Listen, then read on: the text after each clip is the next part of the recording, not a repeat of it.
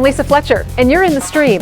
Today, illegal immigration in the U.S. How should the government address the millions of undocumented immigrants living inside the country and constantly unresolved border issues?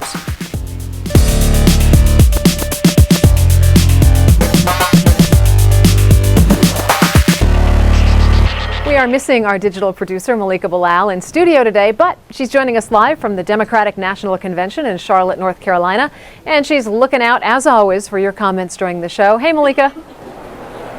Hi, Lisa. So what's going on at the DNC?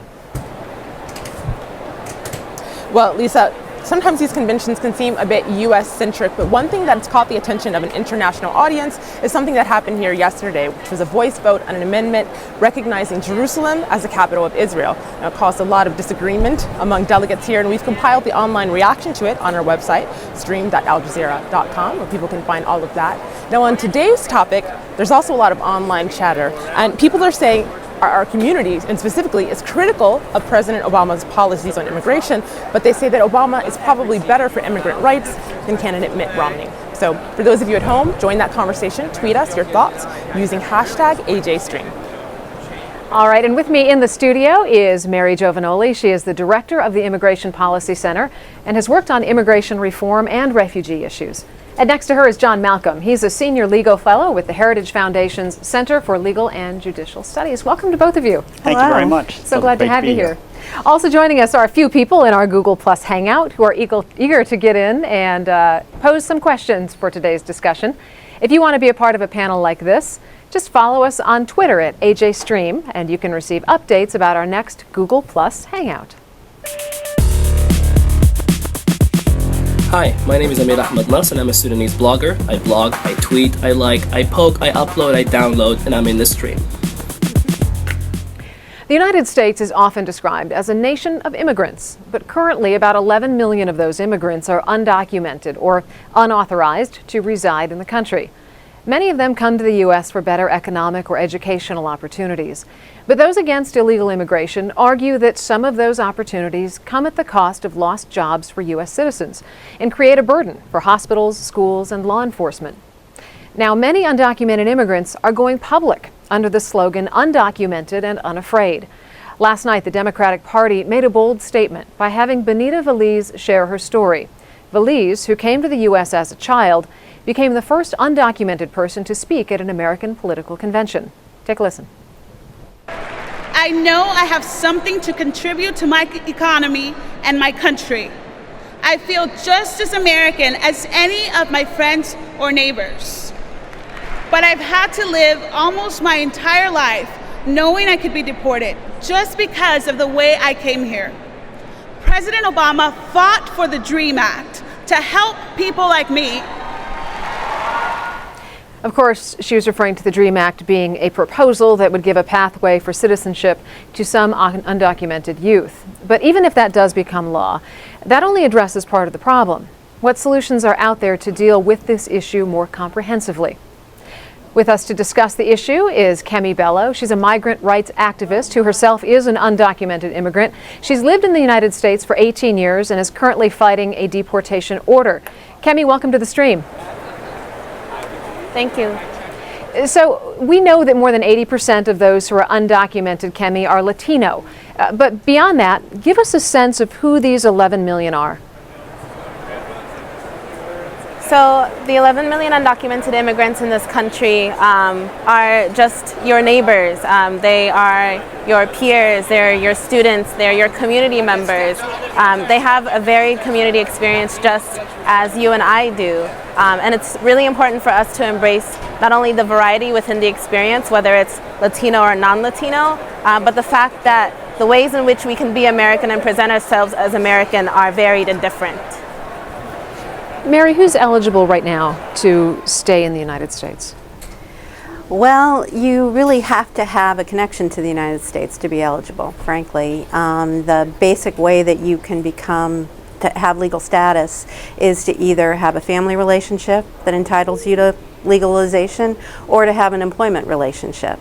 There are a few other categories, asylum and refugees, people who fit very narrow immigration categories, but roughly 1 million people have access to some kind of legal status over the course of a year. And unfortunately right now that does not include the 11 million that have been the subject of discussion thus far today. John, in terms of that 11 million number, how accurate is it? And do we know how many people continue to enter the United States as undocumented immigrants every year? No, I have no reason to contest that 11 million figure. In fact, I have been told and wouldn't be surprised that it's over 11 million people. I mean, unfortunately, we have a largely porous border, and there are a lot of people that want to get into this country, tens of thousands who are waiting patiently to get here legally, and many who are not prepared to wait, who will do whatever it takes to get here illegally for the opportunities that this country presents, and that is a real problem. Kemi, I want you to pick up on something that John just touched on, that Mitt Romney has talked about. Why should undocumented immigrants get a free pass to go to the head of the line? You know, in a civil society, most people frown upon this idea of people cutting in line or sneaking in the back door to get ahead of others. What's your argument for why people who are in the United States with an undocumented status, why should they be able to stay? As Mary said, there are very few ways to enter the United States legally, predominantly based on family forms of entry, whether you have a U.S. citizen or a permanent resident family member who is settled in the United States and can sponsor you for entry. The majority of those people, the majority of the undocumented community in the United States does not have a family member that they can immigrate with. So in a sense, there is no line for the majority of the community. So the idea of getting to the back of the line, I think, is very misleading when there's not a line to begin with. I know for a fact that if there was a line, and if there was an avenue to immigrate legally, I know that a lot of us would choose to do so. Okay. John, go ahead. Well, you know, with all due respect to Kemi, that's simply not true. There are tens of thousands of people who live in countries all over the world, not just our border countries. They struggle both economically, they're subject to persecution. They have dreams too. They'd like to come to this country and work hard, and they share our ideals, and they'd like to contribute to the American spirit and to the riches that our country owes to legal immigrants who have been here. And those people have been waiting patiently. And as a result of people like Ms. Bello and the President's Deferred Action Initiative, which I know we'll discuss, that delays the time it's going to take for those people who have been waiting patiently to get into this country. Mary, I'm going to let you jump in just a second, but right. I want to get to Malika, who's got some members of our Google Hangout waiting with some questions for both our guests. Malika? Thanks, Lisa, and I can't wait to hear what you have to say, Mary, but I wanted to pick up on something that Kemi said a little bit earlier about a line. There's a tweet here that I pulled up from Peter Burgess, who says, "Please remind American citizens that once upon a time, their forebears came from overseas. First in and slam the door shut is wrong." Now with that, I'd like to go to Google Hangout, where Tony is speaking to us, and he's from Texas, and Tony is a conservative youth activist. Tony, go ahead. Yeah, I think everyone sympathizes with people around the world who are fleeing other countries. Maybe they're poor or corrupt, and they just want to take advantage of job opportunities in America. Perfectly understandable, but it needs to be done the right way, the legal way.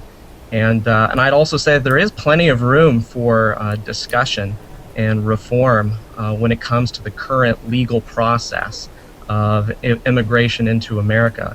You know, it could probably be streamlined in various ways. And lastly, you know, I think a lot of churches and private charities are doing great work to help people around the world who are looking for a hand up, and they should continue to do so. Mary, respond to Tony in that, what is wrong, in your opinion, with doing it the legal way? There's nothing wrong with doing it the legal way. Unfortunately, we don't have enough visas. We don't have a flexible enough and sophisticated enough legal immigration system to meet the wide range of demand that we have. I often think about it like a Rubik's Cube. we focus on one aspect of the problem at a time, and for the last 20 years or so we've largely focused on the border and trying to make sure that we have an impenetrable fence, which really hasn't worked very well because there's been such an economic need for workers that many people came into the country unlawfully because they couldn't come in lawfully. There weren't the visas. And when the economy was good, the country was relatively willing to absorb those undocumented folks. As the economy has collapsed or has tightened up, I guess the comfort level with having those extra folks in the stream has gone down too. But what it shows us when we've studied this over time is that we need to do all these things hand in hand. We need to reform our legal immigration system. I think Tony's right. There's tons of things that we can do to have a smarter, more thoughtful system. But some of that frankly means having more visas to start with. And then when you're thinking about the future, you also have to think about the present. You know, most of the 11 million who are here, 60% of them have been here for a decade or more. Many of them are like the young woman who spoke last night at the Democratic Convention. She's been here basically her whole life. So we have a wide range of immigration statuses that we have to sort of address, and we have to look at it much more comprehensively than we frequently do. Malika? Mary, you're speaking of the present and the future. I have a tweet from FJ Berger who says, how can the U.S. embrace globalization and not allow freedom of movement of people? None of the candidates will change that. And I'd like to pose that to a member of our Google Hangout, Marco, who's speaking to us from Durham, North Carolina, and he describes himself as a dream activist. Marco, can any of the candidates change that? Correct. Hi, again, my name is Marco. I'm undocumented. And what I've always stressed in my organizing as a community activist is that irrespective of whatever politicians in power, that our organizing and coming out in and of itself as a first step is a great starting point. So both Kemi, Benny, and I have all been in removal proceedings at one point or another, and we've never been expelled from the country due to the publicity of our nature and due to the fact that we have press and churches and families that support us. Marco, we're having a little bit of trouble hearing you, so we're going to try to clear that up and get back to you. But John, I want you to jump in on a point that Mary was making, which is there aren't enough visas, so everybody can't possibly come in legally. If you extend that line of thought out, it almost sounds as though, well, when the legal process is no longer available to you, then let's just jump over to the illegal process, which would undermine laws that are in place. Why not just change the laws? If this is what the majority of people want, and I'm not saying it is a majority, but from Mary's perspective, it is. Why not just change the laws? Oh, I think that there's a lot of common ground between what Mary was saying and you know, my position. I mean, we educate over 300,000 foreign students, for instance, in our country every year, and most of them we then force, once they get their higher degrees, to go back to their countries of origin. You know, we only have 140,000, I think it's something like that, H-1B visas. It's the same number that's been there since 1990. These are the visas that are available to highly skilled workers who could come and create jobs and innovate. I mean, illegal. So we're creating our own brain drain? Yeah, so look, I definitely think, I don't think there's anybody out there who doesn't think that there needs to be reform in our country, and that includes giving a serious look at the conditions under which one can get visas and the current caps, and perhaps increasing them in a whole host of areas, rewarding people who want to serve in our military and who get high degrees here.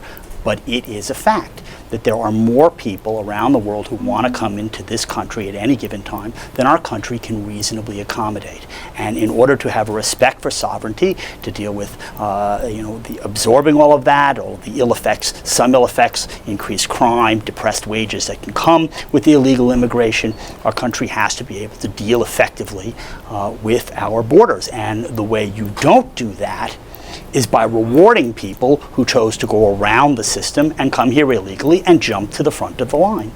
Well, see, Lisa, I think John is right. There are things that we could have a really great discussion on in terms of how to build out the future and what immigration should look like as we go forward. But I think John's mixing apples and oranges a little bit when he's talking about the whole idea of people going around the system or jumping in line.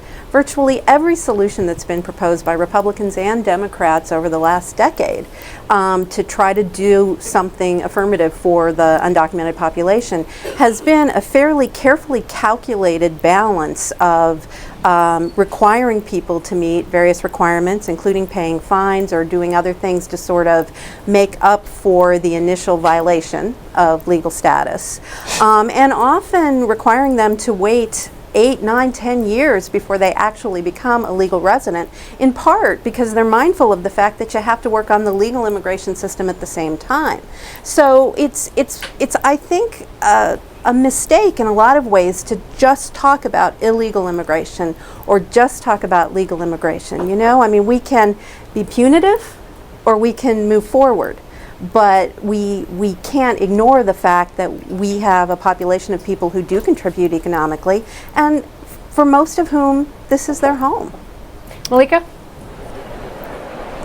Most of them, this is their home. I think that's an interesting fact that our community is picking up on. There's a tweet from Osman, and this is actually a question that he's posing to you, Kemi. He says, do you think you're better off now than your peers back home? I think that I've learned to be very unapologetic about the fact that my parents brought me here and my sister here for the chance at a better life. And I think a lot of our parents do come here out of survival and out of the chance for betterment of their family and their community overall. I do think, in a sense, it is comparing apples and oranges, because there's no telling how my life would have played out had I not immigrated to the United States. But the fact of the matter is that I'm here right now, and I'm here today, and I'm still undocumented after 18 years of living here and building a community here, going to high school, graduating from college, and wanting to go on to graduate school and not being able to. So at the end of the day, I think we have to really focus on the present. We have to focus on how can we build lines for people, how can we reform the full system when the system itself is the one that's broken. As John keeps reiterating, we can't jump to the front of the line, and there is no jumping to the front of the line because we're not part of that line to begin with. John, you want to pick up on that? She's not part of that line because she leapt in front of the line. In fact, she doesn't want to be on the line. She just wants to get a pass and come here. Miss Bello and her family may have a compelling story, but it's no more compelling than the stories of the tens of thousands of people who are in their countries waiting patiently and struggling, trying to come here. And we should do something for them. Malika? Jumping to the front of the line, I'm sure Kemi would like to respond to that. But before she does, I want to go to Pedro because I want his take on that. He's in our Google Plus Hangout. Pedro speaking to us from San Francisco. Go ahead. I agree with Mary and Kemi. I think we're missing the conversation about choice, or we're kind of focusing on like these people chose to come here, but a lot of people actually didn't choose to come here, but came here through their parents and virtue of their parents and made a life here.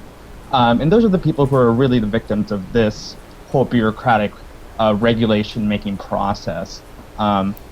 And you know, people talk about, you know, the backlog of people who are waiting in different countries. Well, you're talking about H-1B visas or whatever, and those are very, you know, you're looking for highly qualified skills. But what about the focus about keeping families together?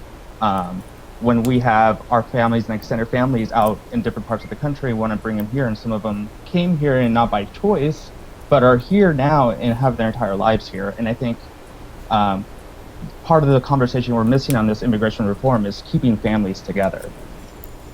Mary, what about that? What about keeping families together? Does either President Obama or Mitt Romney have a solution for that? Well, I think they've both talked some about the need to keep families together. It has been a theme of many of the president's statements about immigration reform. And Mitt Romney, in one of his I guess, deepest speeches on immigration reform, talked about the need to at least try to fix a portion of the legal immigration system by allowing more family members to join quickly. Mm-hmm. I think part of the problem is that both sides will talk about family unification, but people have gotten it into their head that somehow or other talking about family and talking about business needs are two diametrically opposed things. That somehow or other we have to sacrifice family unification if we're going to have the business visas we need, and we don't. The two are not only compatible, but we need to really increase the availability of legal immigration on both sides, and doing that will definitely help.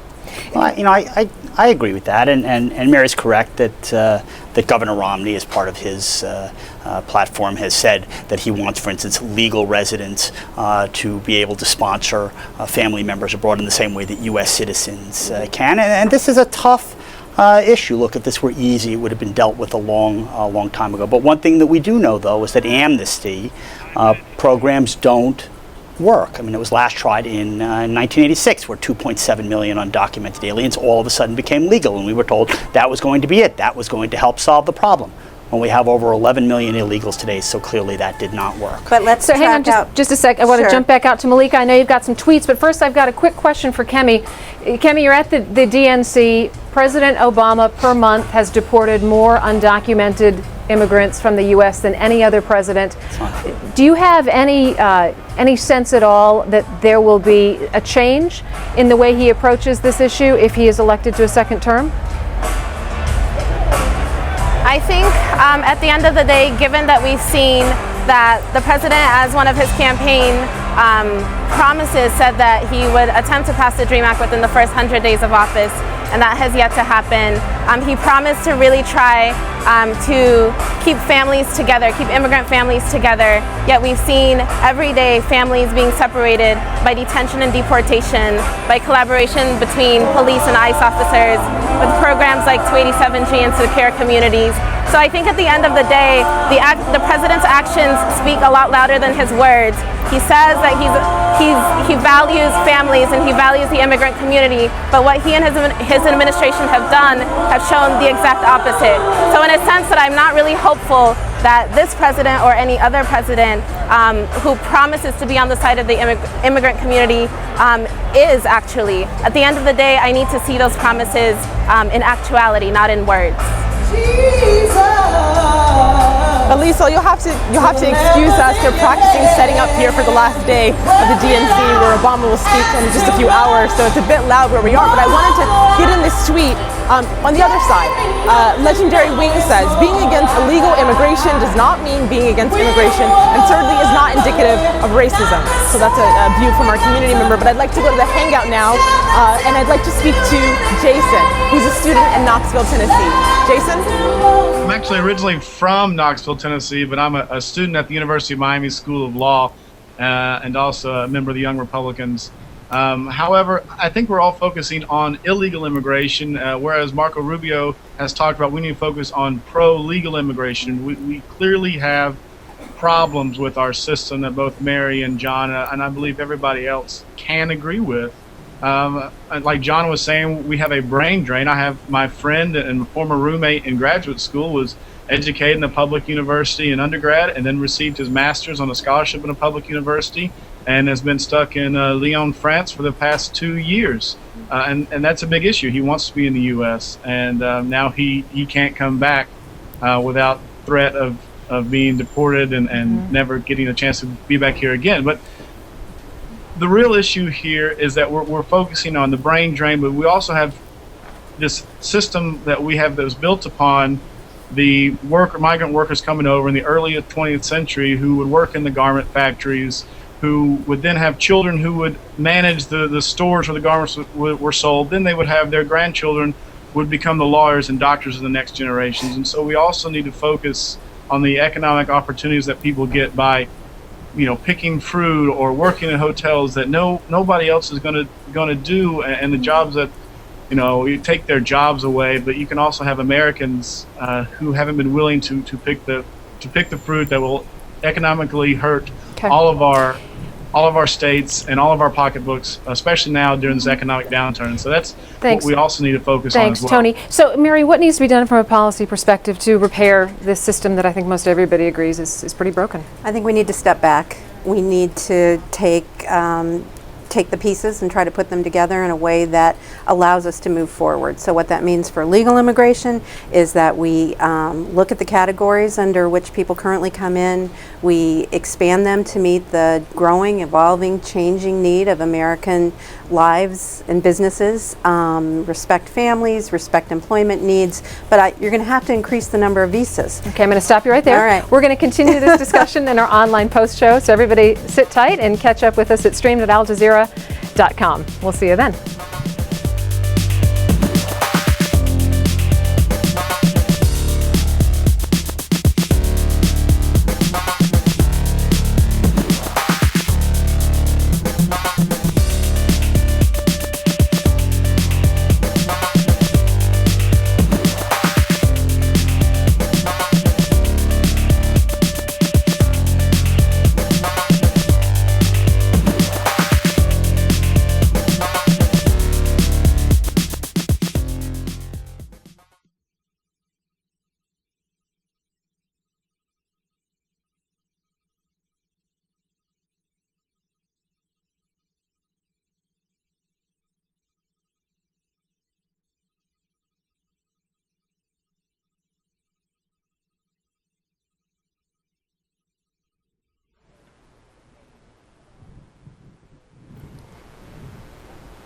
Hey, welcome back here in the Streams Online Post Show.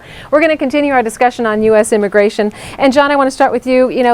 Talk about Obama's recent deferred action policy. Is this something that he's doing to secure the Latino vote? Or is this something that's really going to help in the broader realm?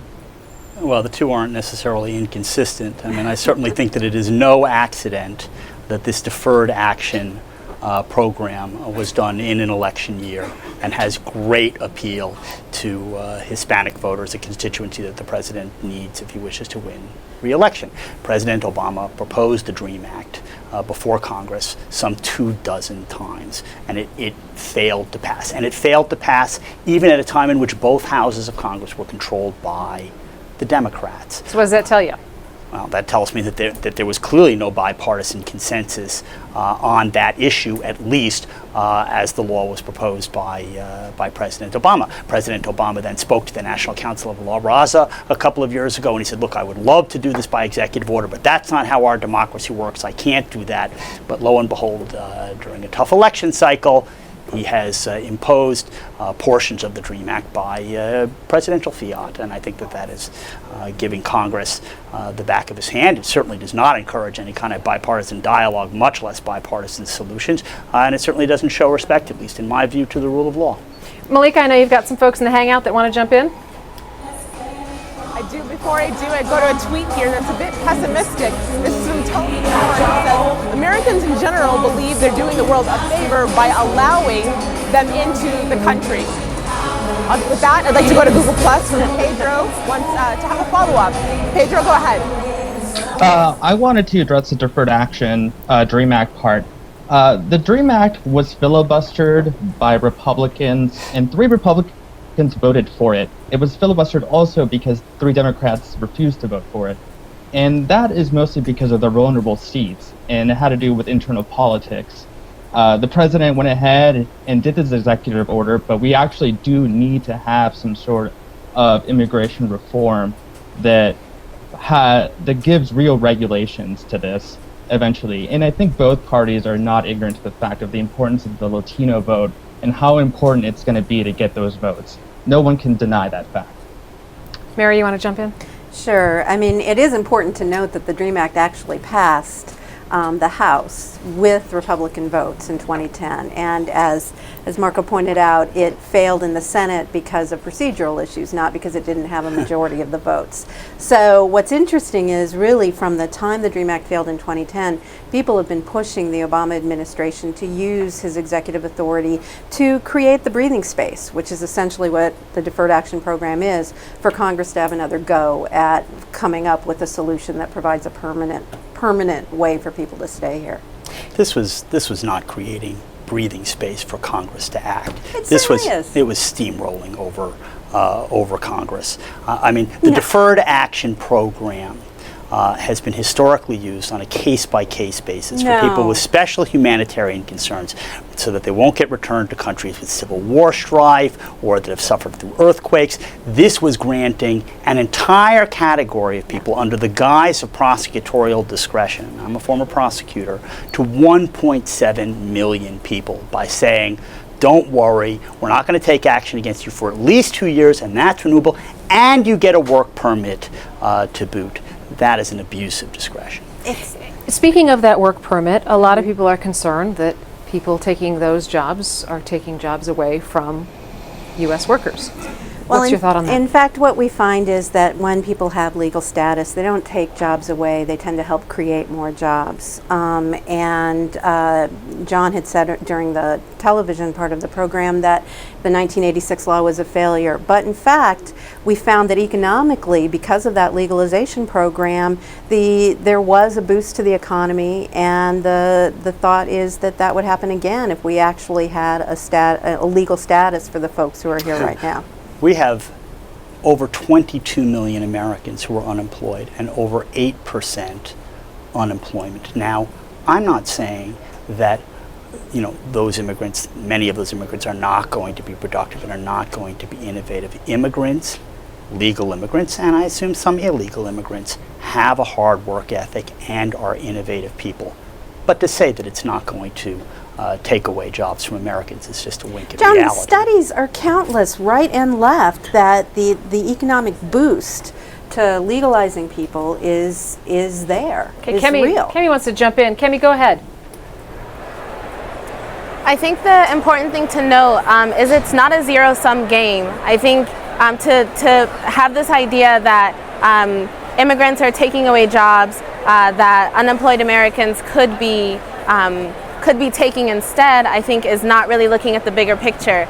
To have a healthy and a holistic economy, there are various types of jobs and various types of ways that we can use to rebuild and restructure the economy. And going back to the idea of this being a nation founded on immigrants and founded on that immigrant heritage, there are definitely ways, as new waves of immigrants have come over time, to really integrate them into society and into the economy without pitting groups of people within America against each other. So I feel like that notion of this being a zero-sum game, that one extra immigrant means taking away opportunities for an already established American, is simply not true. I've never said that this is a zero-sum game. The economy can grow with innovators. In fact, legal immigrants constitute 8% of this country's population, but they're 25% of the patent applicants, and they hold top positions in a number of high-tech countries around the country. But at this time, for these people, I mean, a lot of the people who let in on this program are people who have GEDs or high school degrees. You know, that is somehow going to be a force multiplier in terms of getting us out of 8% unemployment is not. On that note, gang, that is the end of our show. Oh no. Our thanks to all of you for joining us, and to Kemi Bello as well. But before we completely end it, we want to get a look at some leads that Malika gathered earlier at the DNC.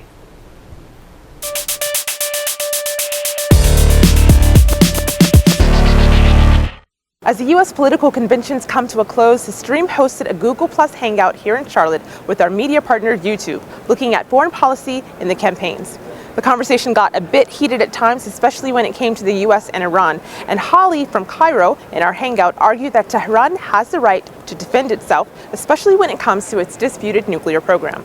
Here's what our guests on set had to say. I can't speculate on the Iranians' motivations, but what I do think is worth remembering is that by the end of the second Bush term, the Bush administration had considered and rejected the use of military force for exactly the same reasons that the Obama administration has said, no, we need to keep using sanctions and pressure to push Iran toward a negotiated solution. The difference there between the Bush administration rejecting the use of force, we had, again, 5 resolutions, and the Obama administration in 4 years has only put forward 1. So the pressure is not the same. Although we had a lively discussion in our Hangout, neither candidate has talked much about foreign policy.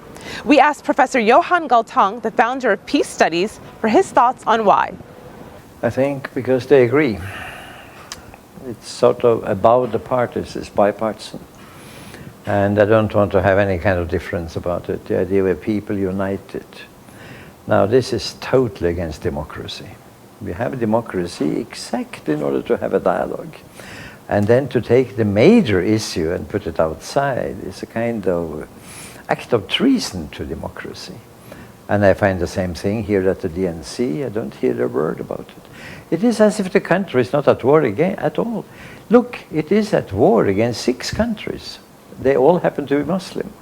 At the same time, you have the drones and the SEALs operating inside at least 40 countries. Some people say 70, not a word. Join in on the conversation. Tweet us with the hashtag AJStream. Lisa? All right. Thanks, Malika. And we're going to look at the Free Syrian Army on Monday and why some who back the revolution against President Bashar al-Assad don't necessarily support the rebels fighting him. Send us your thoughts on that. And until then, we'll see you online.